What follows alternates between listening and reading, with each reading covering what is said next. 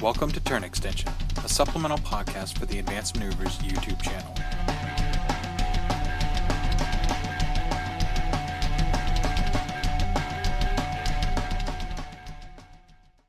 Hey everybody, welcome to another episode of Turn Extension. My name is Tony, or Polar Bear Cub on the forums. Hey everybody, it's Kevin. Hey everybody, it's Devin, Cutthroat Cure on the forums. All right, so today it is the Friday after we've seen the CID drop, and it's also right after we've seen the update to some Signar stuff. So we're going to spend a few minutes talking about that just really briefly because I know a lot of people are going to be talking about that. And then we're actually going to jump into our main topic today, which is going to be dealing with cheating and stuff like that. So starting off, how does everyone feel about the Haley 2 change?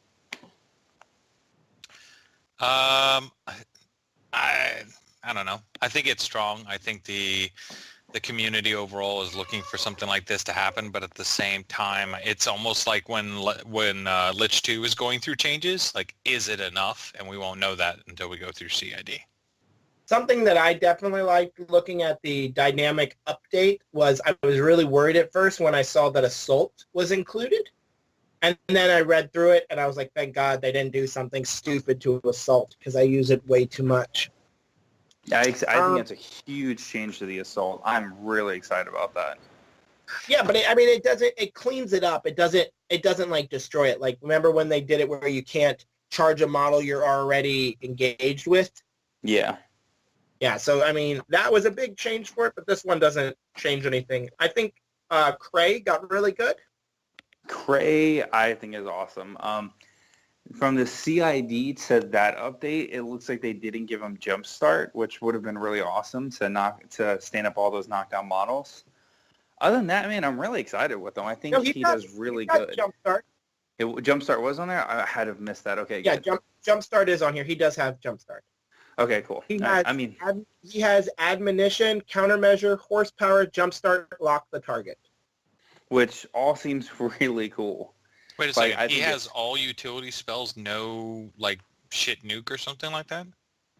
Well, he's got his carbine. I guess he doesn't need it. Well, lock the target. It damages. It's not super strong, but it is a damage. Yeah, and then his feat gives him Beacon and Flare. All range attacks gain Beacon and Flare, which is pretty freaking awesome. So it's a turn of removing stealth, adding additional 2 inches to charge with free charges, and -2 defense to all those models. Yep. So I'm wondering with him if you're going to be running. I kind of like the idea of doing Sons of the Tempest, but doing really heavy on the jacks. How about the fact Iron Horse? Iron Horse is bonkers. Oh my God! Giving his jacks Pathfinder, reposition, and the Cavalry roll, that is amazing. Yeah. Yeah, I almost wonder if the Pathfinder element was just all of that in bind wasn't a tip to tip of the hat towards SR-17 and its terrain saturation. Yeah, I think it'll be really interesting. I think he's gonna. I like Cray. I remember when Cray came out in Mark 1, I had so much fun playing him. I remember just running him and a lot of old Rowdy together. So I'm kind of excited to see that happen again. I think this change was really positive for him overall. I'm super excited they put him into the CID. I just need this to drop soon, so we can see it. It won't drop until after September 24th. I know that for a fact. I have to say, and I have to tip my hat to Privateer Press for definitely helping out the WTC. I do remember when they did the Denny 2 nerf, and the lists were already submitted. I just remember that was a really salty time for WT and a lot of the players there. So I think that it was a very polite and respectful of them to understand an event's circumstances and put up an entire dynamic update in a insider to let people know, hey, listen, if you're thinking about playing these certain people, know this going into it. Yeah, so when is the list lock date for WTC? Is that post September 24th? I can look it up. So just keep talking for a second. I'll look it up. I mean, I think we need to give credit where credit's due, though. Privateer Press as a company, for the most part, I mean, let's not blow smoke up anybody's ass. They're not void of making mistakes. Often they make mistakes, and it's very public mistakes, but they are no, they are always on the ball when it comes to learning from their mistakes and trying not to repeat them again. Right. You know, there's plenty of times that they've had things where they messed up on and they were like, okay, taking note, don't do that again. And I think this is just another reflection of that of, hey, we screwed up last year. Let's not do that again. Yeah, and it's really nice. It was definitely a positive change for that. Here's something super cool. So What? WTC, being awesome too, put up a post last night saying list deadline postponed till September 3rd for the Warmachine and Hordes WT. And they even say that in light of the most recent insider, we decided to push back list deadline to next week. So it was due this week. Okay. Yeah, I think I remember seeing somewhere that it was due like by the end of this week, and people were like, oh crap, I've got 3 days to figure it out. And WTC was like, you know what? 3 days isn't enough. Let's give everybody an entire week to hash it out. And Yeah, it's really because nice because it's a Sunday. lot of it, like my thing is a lot of the changes are positive. Like we pretty much knew all those changes were coming except for Haley 2's change. Haley 2's change by far was the biggest one that nobody saw coming. All of those other ones, they had went through the CID. The assault change went through the CID. All of those changes to Storm, all that stuff has already been through the CID, so we all knew it was coming. Wasn't sure when it was going to drop. And the fact that the Haley 2 drop happened, that's awesome for the for them to say, hey, guys, this is going to drop after your list lock date. So, well, I mean, if you just think to about let it, you know. it would have been a repeat of history. Yeah. It would have been Denny 2 got nerfed. It was a huge uproar because of the WTC. And then if they didn't do this, it would have literally been the exact same scenario, just the other twin. Mm-hmm. All right. So other than that, so we had the CID drop as well. Devin, I know that we saw the Basher, I think, earlier on in the Trolls. So you didn't really have anything for Trolls, Brawler. but what were you guys? Brawler. Wait, what? Huh? Brawler. My Fucking fault. get your troll name straight, goddammit. You better Bullshit reach. speak his name correctly, okay? Because you're going to fucking be screaming it later. I need an adult in the room. Good luck finding No, but overall, like, I mean, so for Signar, I'm really excited about Falk. I think he's interesting. They also put the Sons of the Tempest in CID, which is pretty cool. Definitely need some love because Devin and I were actually talking beforehand. Devin was like, I'm pissed off that there's a new Signar theme going in, only to realize it was something from the command book. We just never see it on the table. So, Or talked about. Or talked about because it's interesting, but it's never.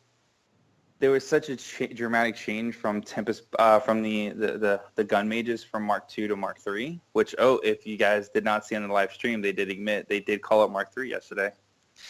That's just there's a difference between what is said over a live stream, you know, as an offhand because they're trying to get a conversation out, and what the official statement is. The official statement is New War Machine. Hey, whatever.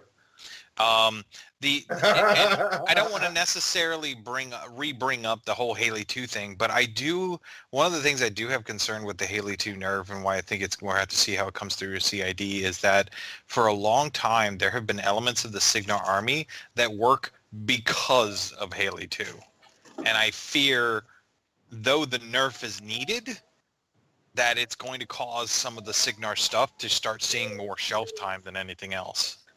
So not to take much time on that, Kevin, but name some pieces that you believe, like, I'm asking this because I'm actually Stormblades. So serious. what were you saying? Stormblades. Nope. All right. Completely disagree. I think they're going to see more time because of Siege 2. I fully believe that Siege 2 you are going to see significant more blades because of Siege 2 and his ability to keep them alive for one round.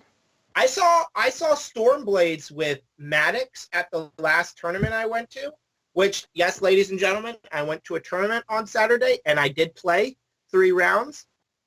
I made a few mistakes, but I won all 3 of my games, so I did shut up and play, so I'm very proud of myself. Good job. But Humble brag. Humble brag.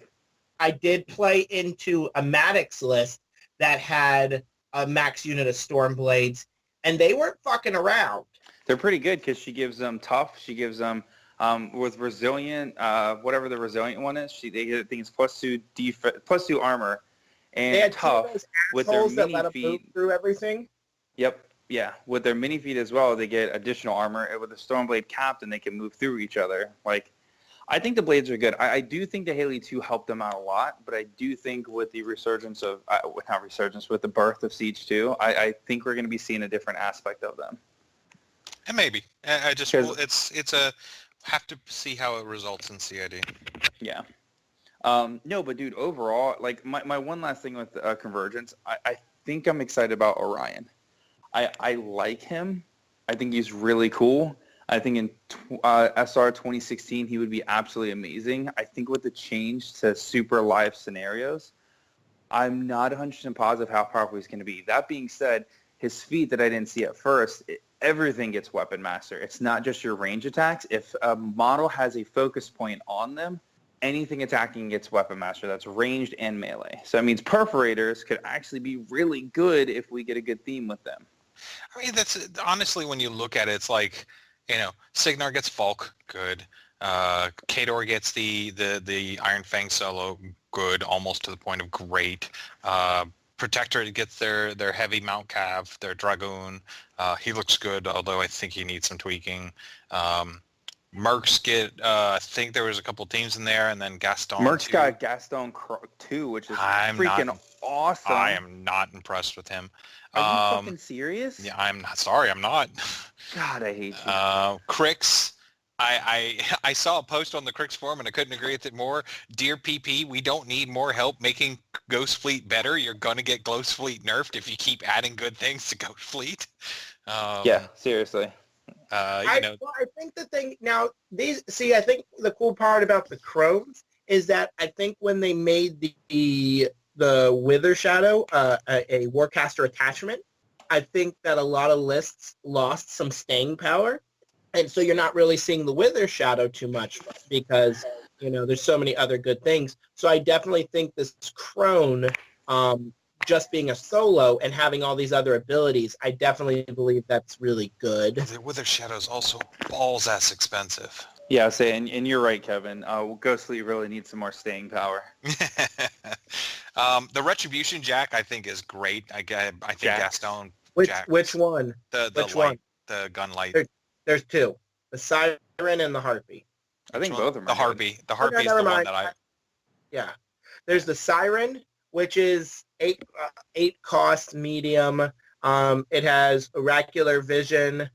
It's a construct. Once per turn, when it's directly hit by an attack, you can immediately spend 1 focus to not suffer a damage roll. It's got a Force Shock, which is on its right, which is a magical attack. And when this model boxes a living or undead, non-warcaster, non-warlock, you can immediately take control of the model, make a full advance with the enemy model, and then make a bit. Jaga's feat ability. Yep. And then Rune Blade, it's got a Rune Blade and then a light Rune Blade. And it's a good Jack. I wasn't superly impressed with it. I think it's the other one, the Harpy. Harpy. That the one with Thunderbolt for 9 points. Yeah, that's Thunderbolt is interesting. I mean, how many times is it, you're going to get a Jack who's like, oh, you've got this one thing in a zone. I'm a Jack. I'm in this square zone. I'm going to Thunderbolt you. You're now not in the square zone. I win. Or I score. I think I was talking to CJ, and I think CJ said it best. He said that he'll probably throw 1 in, but for any of his lists where he was using a lot of light Jacks, he says that he has a hard time stepping out of the Griffin because the Griffin just has that staying power that he wants. Who the hell is opening a door? I don't know. It would be Tony. It might be Tony. I agree that the Griffin has always been the workhorse for Retribution, but I don't know. Like, I really like that Harpy Jack. I think the Harpy Jack's really cool. I'm interested in all of them. I mean, both of them. All right. I think actually, I'm sorry. The Harpy might actually also have a nice synergy actions happening with Speed of Death in the Alara, the Junior solo, just because that ability triggers on both melee and ranged attacks. All right. So you want to get into our main topic, or we got anything else to say about what we've seen the past couple of days? I think the only one we haven't covered was Circles. The Wold. Wraith. I didn't read anything about it, so I have no idea. I know they got a lot of things in the CID. I know Bradigus was in there, and there's a couple other models that showed up in there. A couple of the Wolves are in Bradigus there. is, like, I would really like to see Brad. I am severely disappointed that Bradigus doesn't see a lot of time. I'm also severely disappointed that Privateer Press hasn't gotten off their ass and released a plastic Wold kit yet. That seems like such a low-hanging fruit, considered how boxy those models are.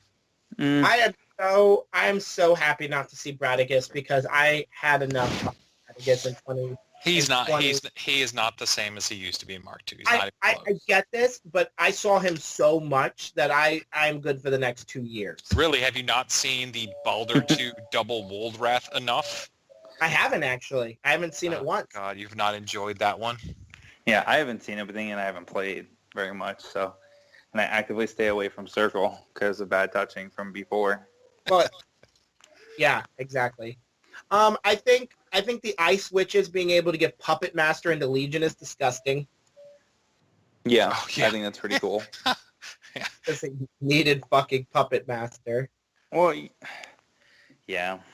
Yeah, I hear Azrael, when he's throwing his spear, really wants to be able to reroll, just in case. Hey, man, you never know. You never know if you got to really hit that thing. But yeah, so, I mean, I'm excited. I think the one that really, and I was saying this right before we started recording, I think the one that sticks out the most to me that just seems super good, super well costed, across the board, just really good, is Captain Skorova, the Khador Black Dragon Iron Fang solo. Yeah. She's just damn good. Her ability for Inhuman Resolve and Shield Guard and her Veteran Leader is just so, it's just bonkers.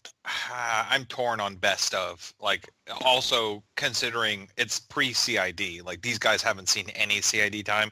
They may, not even may. They will not be the same they are now when they come out. Some may be better, some may be worse. But she's a strong contender for that argument of who got the best Christmas present. Yeah, for me, she just seems like she does so much, especially when put into something like Steel Legion, which it looks really good. So I think that's just fantastic. So, quick question though. Yeah. Wait, real quick question. So when you sack pawn something, okay? Okay. The model that's being sack pawn is considered to take that damage point, right? I believe so, yes. So when the model is hit, it automatically suffers all the damage and the effects and everything. Holy shit, dudes! This is even that Inhuman Resolve is even better because Vlad and Steel Legion, when we were at Store Wars on Saturday, shrugged off like 30 attacks because of sack pawn into the... Oh, no, I guess that was Winter Guard. Never mind. That was Winter Guard. Yeah, I was going to say, if you're thinking of themes, that's Jaws that you're thinking of. That's not Legion. I was confusing him. I knew not Jaws, Winter Guard Command. Yep. I was confusing him. Now that I think about it, as soon as I said the thing, I knew he had a ton of the Iron Fangs because he was playing Steel Legion, and I was like, holy crap, what if he's sack pawning into them, and then she's keeping them alive, so you just got all these sack pawns, and then you just stand them back up. I was like, that's so dumb. That would be stupid good. No, I mean, she's almost like, I think you said it, it feels like to me that she's almost an auto-include for Legion of Steel because you're going to get her for free. She gets countercharge, and, you can use, like, the unit that advanced moves. She can basically trail up behind them, and she's going to be such a pain in the ass. I'm going to countercharge your Jack that just charged in and hit you with the lance, and now you're knocked down, so fuck off your activation. I literally want to sculpt her with a little sign that says, and I'm gonna go a little bit louder here, that just says, "Show me what you've got." All right, man. So we're ready to talk about the main topic? Let's talk about our main topic. All right. So Devin, you're actually the one that kind of brought this up. So do you want to kick it off for us? Yeah. We want to have an intervention. Tony, you're a cheater. You're a damn blatant cheater. The TEP is fair and balanced. It is the Fox News of Warmachine and Hordes. Fair and balanced. Hey, I don't think the TEP gets 10 dice. I'm just saying. Not yet. He can get 6 with Orion. So here we go. So So what I wanted to talk about today in our main topic, which is more of a discussion fact than actually like putting things down, is I have noticed that there's been a little bit of discussion on how you deal with, first, how do you consider something blatant cheating? Second, how do you deal with potential cheaters? And what is the best manner in which to deal with something like that, where you feel like maybe they're not exactly meaning to cheat you, but it's coming off that way, or maybe they do mean to cheat you, and how to best protect yourself, especially in a tournament scenario. And so I will start this off by giving off a little, like a quick tidbit of something where it wasn't like Soulless teases me about it, and we both were joking about it being blatant cheating, but it was just I was just completely inept when it came to the rules, it being my first tournament and all. But before you dive into that, I wanted to actually put an official what is cheating. Right. So if you don't mind, I want to read something out of Webster's real quick. Okay. So this is a Webster's dictionary. Cheating by definition is to break a rule or law, usually to gain advantage at something. And there's references to unfair play. So looking up unfair, it says a manner in a way that does not follow rules of a game or a sport. So one of the things that's a common misnomer amongst a lot of people is that the word cheating is always felt to be an accusatory term, but it's at its core, at its definition, it's not a intentional or it's not an intentional action. You can unintentionally cheat. If you do not follow the rules verbatim how they are written, you are cheating, period, end of story, whether you realized it or not. And it doesn't make you a cheater per se, but you are giving yourself an unfair advantage. Correct. I think a cheater really kind of like that person is a cheater really identifies that person intentionally cheats as opposed to unintentionally cheats. So where I wanted to go with this is, so on Saturday, I at one point may have, I did something that cost my opponent a unit of Storm Lances. So you cheated. Correct. Technically, by definition of the rules, I did cheat. I agree with that because no one ever loses a whole unit of Storm Lances. They do to an Earthborn. So for some reason, and I don't know if I was misplaying it in Mark II, and I need to look this up, but I have always looked at the Earthborn's ability and read through it and just kind of realized that everything says while within 2 inches, and it does something. So I know if I'm 2 inches to a wall, being an obstruction, I get +2 armor. I know if I'm within 2 inches of some rough terrain, I get +2 speed. And if I'm within 2 inches of some water, I get +2 defense, So obvious things. So during my game, me and my opponent are playing, and I actually ran across some water with my Earthborn, who has Pathfinder, and gained technically an illegal inch of movement that allowed me to get within range of the Stormblades, kill, and overtake the entire unit. Now, both me and my opponent agreed on this, for some reason, didn't even catch on to it the entire time we're both playing. And it wasn't until after the game. Now, my opponent being an amazing person, we talked about it, and we're not 100% sure that could have changed the entire flow of the game. But it was still one of those things that I felt super bad. He never once called it cheating. It was one of those things that he understood that, this was my first tournament that I've played in since January of 2016. And it just happens to be I haven't played anything really in I'm in Mark III. But it brought to my attention the topic of people who seem to be known for making mistakes like that are always very advantageous. And I know that while I was thinking about this, I thought, how many people know how to deal with this? I don't know if either of you two have had an issue with that. Yeah, multiple times. What about you, Tony? Yeah, I would say I've had an issue before where there's a difference when people just don't know and when I felt that people have been like blatantly cheating on things. And I've had that happen on both accounts. A lot of times it happens during casual play for me. I've had it happen, I believe, twice during tournament play. I mean, I think anybody who is, I've heard this before, and I almost subscribe to it myself, is that it is extremely difficult to play a game of Warmachine and Hordes flawlessly. And by definition, if you're not doing it exactly how the rules are written, then you are by definition cheating. So it's like almost through association you can say everyone cheats all the time. But we're again driving into that concept of there is a difference between I cheated because I screwed up, I fucked up, I didn't do a rule right or whatever, and I cheated because I knew what I was doing was wrong and I was doing it to gain an advantage. And thankfully that individual, the cheater who does it intentionally, doesn't happen that often. And I think that might be a quality of the community that we as a community tend to root out those individuals.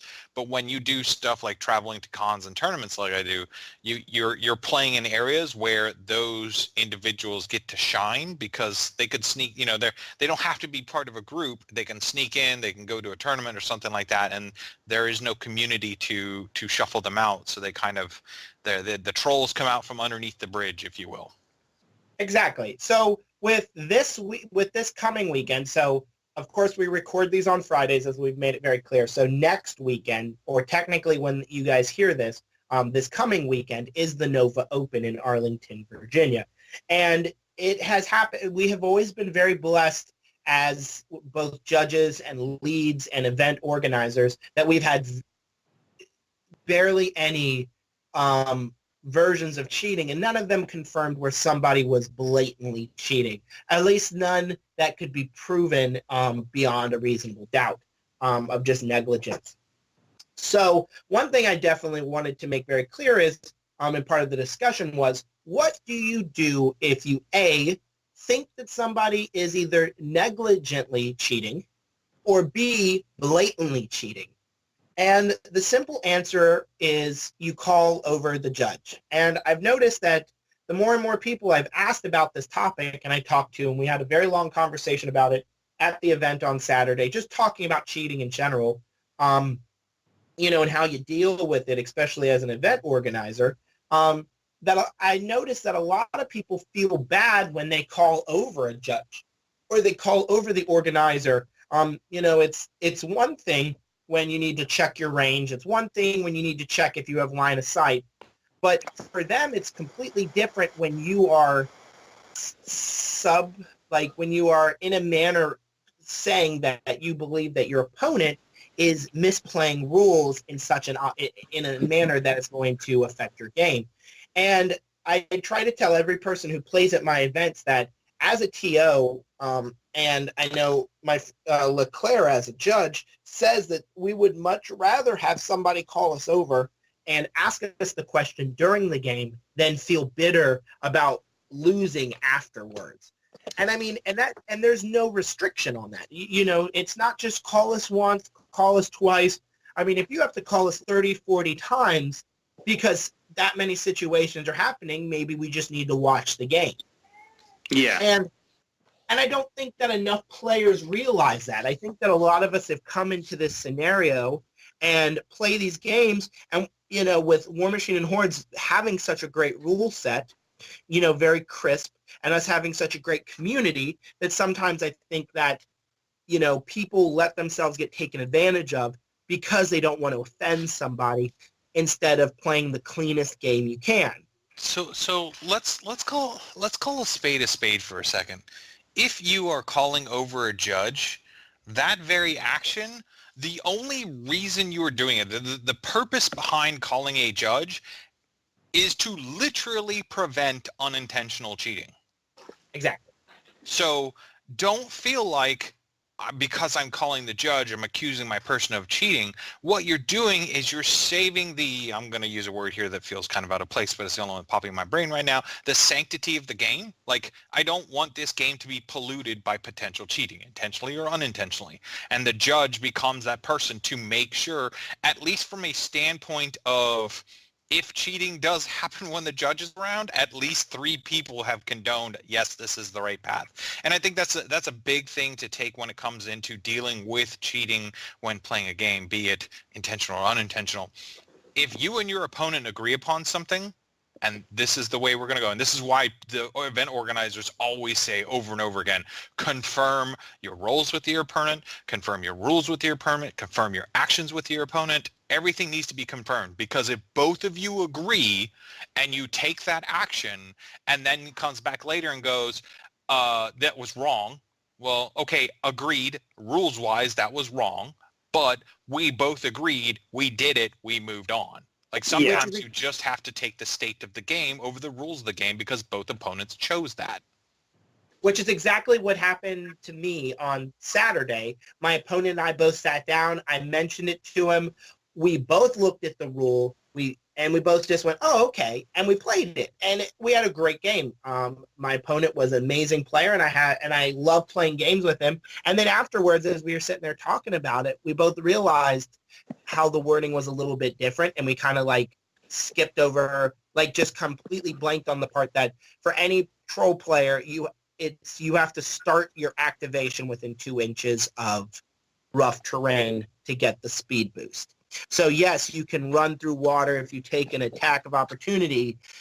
Anything while you're within 2 inches of that water does get the +2 defense. But as for the speed boost, you can't just run over some water with it being rough terrain and be able to get the... That's the stickler with Elemental Communion, is that it's the speed rule is at the point of activation.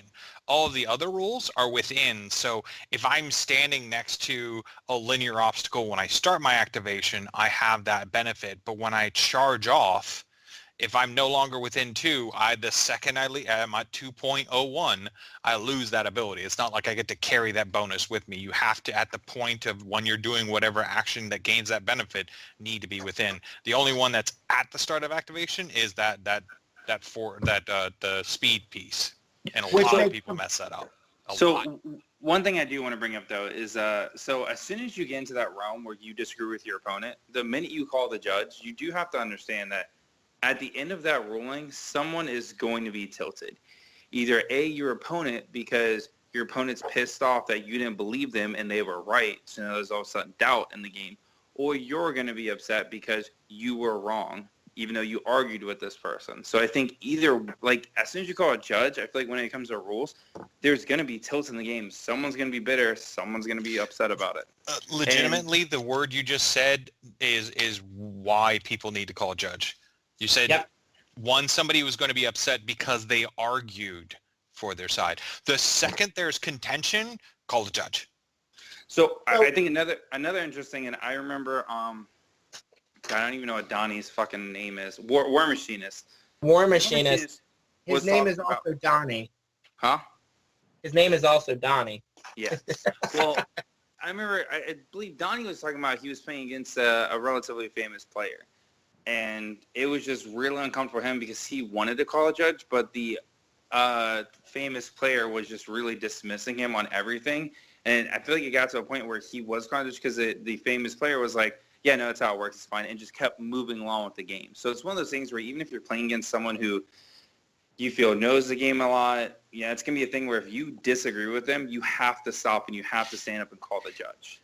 And so in the realm of discussing where Devin was like, how do you address certain things when you're dealing with players, be it cheating or vice versa in this conversation, if you're having if there's contention over an interaction and your opponent's like, no, that's fine, and they keep moving, the very first thing you do is you switch the time over to your clock. You're going to lose that time, yes, but that time you lose to call a judge and ask the judge to pause the clock will make the game better because it removes the contention. The second the time's over to you, that opponent has to stop moving because it's not on That their is clock also, anymore. that's another thing that people need to realize is that, and I'd like to make this very clear, is that when you and an opponent have a disagreement, or if you disagree with something, or if you realize that maybe something was misplayed, the sooner you call a judge, the sooner you call an event organizer, the sooner you get it figured out, the better. So there was actually a situation on Saturday that had happened that actually was a major play in the game. So there was a troll player and a ret player playing together, and the ruling of it basically was that Imperatus charged the objective, was able to attack the objective and sidestep, and during his attack, not realizing, he kills the objective in one shot. Okay, like to the box, exactly enough, doing max damage, kills the objective in one hit. Okay, so he's So only he allowed, can't sidestep. again, correct. Issue being that his plan was to attack the objective twice, therefore he was actually like a millimeter outside of range of the Mountain King. Okay. It was as soon as this was done, and they had moved on, they had done, I think, like a few activations, and then right before the start of the new turn, while the opponent, the troll player, was setting up his control, they realized that the entire time that the objective was under the power of the stone. Too bad, so sad. Exactly. So there was a disagreement, a judge was called, the clock was paused, and that took up some precious game time. And it was because the opponent didn't call it soon enough for a judge that we had to keep the game state as was. Even though nothing had happened besides the Imperatus being able to get to the Mountain King and doing any damage he could, sitting there with focus on him, because they didn't call a judge early enough, therefore the event, it cost, he wasn't able to do that. Now, stuff like that seems to happen. Another event that had happened was that, also make sure that you denote your units, because I think it's in the rules packet. I'm not 100%. Somebody had mentioned this to me, and maybe one of you two can confirm, that if you activate a unit that you've already activated, you technically forfeit the game. I don't think I've ever heard that rule before. Yeah, I don't think I've heard that rule either. That might be, I don't know. That I don't think I've ever heard that. Something like that, and I'll probably look it up and post something up on the Advanced Maneuvers page if I find something. But there was an instance where a player had his two units so closely painted with the thing that separated them were he had some red on one unit, like red banners on one unit, and then he had orange banners on the other one, but the red and the orange were almost exactly the same. So he was activating the two units, like parts of one unit with another unit, and then parts of the other unit with the other.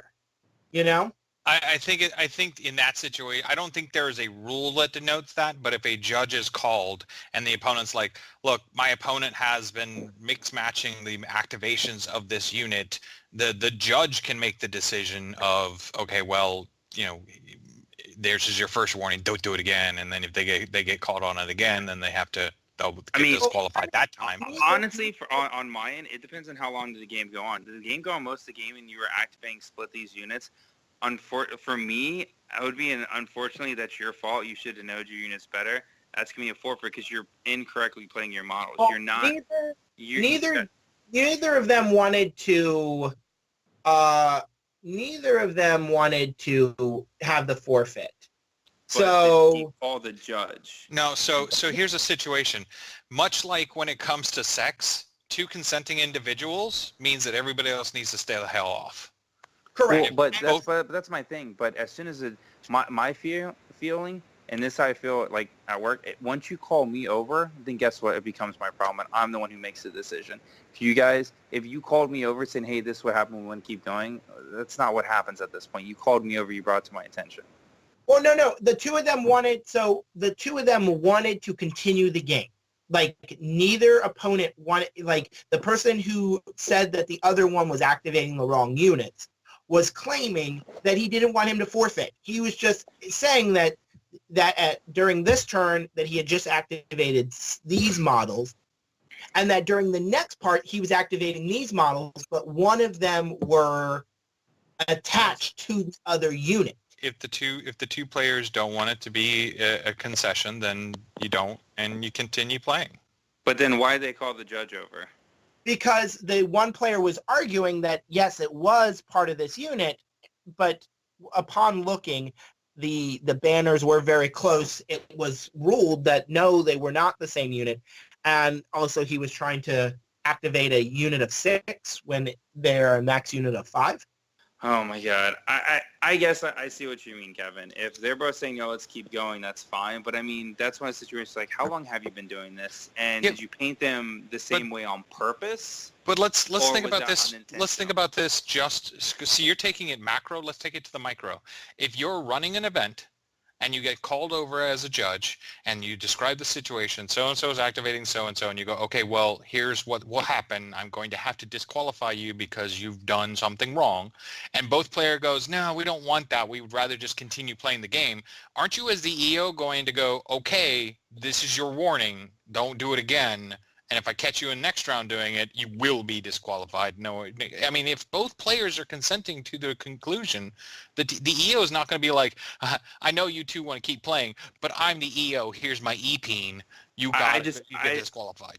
It just, I'm not in a situation, so it just feels weird to me that if it was that big of a deal where you had to call the person over, where the other guy was arguing with you, no, this slightly less painted red is the same as this orange. Like, that seems like that's going to be a trend. And for me, I mean, I guess if it's the first time, I would let it be a warning. But I'm going to watch the dude like a freaking hawk. And I'm going to make sure that he knows that for the rest of this tournament, if he does it one more time, dude's not only disqualified, I might ban him from my tournaments in the future. Another thing people need to also realize with pre-measurement, and I think a lot of Mark II players are falling into this, and you need to know this as a Mark III player, is that you have the ability to measure anything, okay? So if your opponent is trying to is playing Hordes and is trying to transfer damage to a War Beast, and you are, you think that War Beast is definitely out of range, and you are having you do not first have to call a judge over. You have the ability to measure the distance between the caster or war noun and the beast in question, and then you are able to ask why they might be able to exceed their control range, if any rules, because maybe, there's so many different rules interactions that maybe this one instance, they have something extra that extends their control range, kind of like the Stalker, If there is still some discussion or confusion, at that point, call the judge. It is always better to call a judge or an EO to have them go over and issue a ruling, whether it's good or bad, to keep the clarity and cleanness of the game than it is to get into an argument and therefore seem like a bad player. We actually had an event, something where another table had approached one table and said that actually their arguments, because they were not calling a judge, were actually causing issues for another table. They actually said it was creating a negative play experience for them. And that's wrong. It is, that's how I feel what's important of the EO. The EO is supposed to be there to make sure it's a positive play experience. So I think one of the other situations is the flip side of that. If another table looks over at you and goes, hey guys, can you, I have a question about this rule. As dismissive as it may sound, your response really should be call a judge. No, they weren't asking them. They were arguing so much at this table over rules without calling a TO, that the table beside them says that it was distracting them and causing a negative play experience. Oh, That's bad. Yeah, they EO needs So to what- jump in on that. Yeah, and so what ended up happening, and upon asking the two players at that table what had happened, the one player explained that he had some issues with some of the choices that the opponent had made, and that in their effect, based on rules. And when I asked why don't you call TO, he said that he didn't want to call the TO too much because he felt he was being rude, like just calling him over. And I wanted it to be made clear to people that, you can, and this is where I'm saying, that's when it dawned on me that maybe all these players don't know that we are there to make these rulings. We are there to help keep the game clean. And so therefore, if you need to call us 1, 10, 100 times, it is better to do that than get into a situation where you argue with somebody and become, and I quote, that table, or cause a negative play experience. I'm a little confused on the statement merely because I don't want to be rude by calling the judge over again, but I don't mind being rude screaming at my opponent at the table. Rude to the EO. Rude as in they feel like they're being rude to the TO by keep having to make them get up and come That's over. what the EO's there for. Exactly. You get this. I get this. Tony hopefully gets this. But I get it. It seems that a lot of players, and I wish I could say that this is the first time I've experienced this, but I can say I know at least 3 times at last year's Nova, and more than that at the Nova before that. I had people when I came over and they were arguing about like something. I said, hey, why didn't you call an EO or, a judge? And they said, oh, we didn't want to bother you guys. And that's always Okay. like struck really Pro strange. tip, anybody who's never gone to a convention before. If the EO or the TO or the judge is not actively doing a roll call, do you know what they're doing? Twiddling their fucking thumbs. Fact. That is fact. I used to paint models or sit there and talk to people. You need a lot of goddamn pizza. So much pizza. So much pizza. Kathy used to make me fat off of pizza. So don't ever think like you're interrupting their day or God, I don't want to call the judge over. He's really busy. No, they're not. Like they want to be called. Legitimately, they want to be called. I've never had a judge when I'm like, Judge, they walked over and was like, what? I definitely done that to you. I don't consider you a judge. I consider you an asshole. That's a good one. That's very true. I am an asshole. So just some interesting, stuff for people to pay attention to, and just know, like, if you're in an event, like, instead of having a bad time or instead of having an issue with your opponent, call somebody over. They will happily help you get it figured out. Let's see if we can recap some of the solutions to dealing with cheating. If you have a question, call a judge. If your opponent and you are fighting or in conflict with each other over an interaction or a measurement or a rule, call a judge. If your opponent is dismissive of you and continues to move, shift the clock over to you and call a judge. There's a growing trend here. The answer to dealing with how to deal with a cheating player is punch them in the face. Also, and then call a judge. Yes. One more thing, and I got to say this, and for any of my listeners, please, God, please listen to this and take this. If you go to a convention, you go to any sort of tournament, I don't even care if it's an 8-person tournament, please take this into consideration. When you call a judge, when you issue those words, you yell, judge, please raise your hand. Because especially at a convention, when you have 60 tables going on at once, and you hear, judge! Marco Polo. Literally. And that's one of those things, anybody that's come to Nova that's been an event that's been run by me, when I make it very clear when the tournament starts that if you need a judge, you yell judge, you put your hand in the air, because that is basically a flag.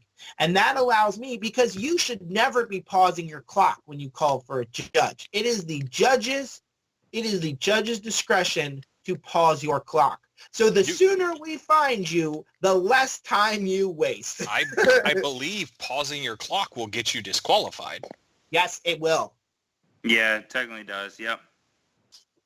So don't pause your clock. At the second you raise your hand and you go, Judge, even if it's on the far end of the conference or of the convention center, you know, that you can barely see their eyes.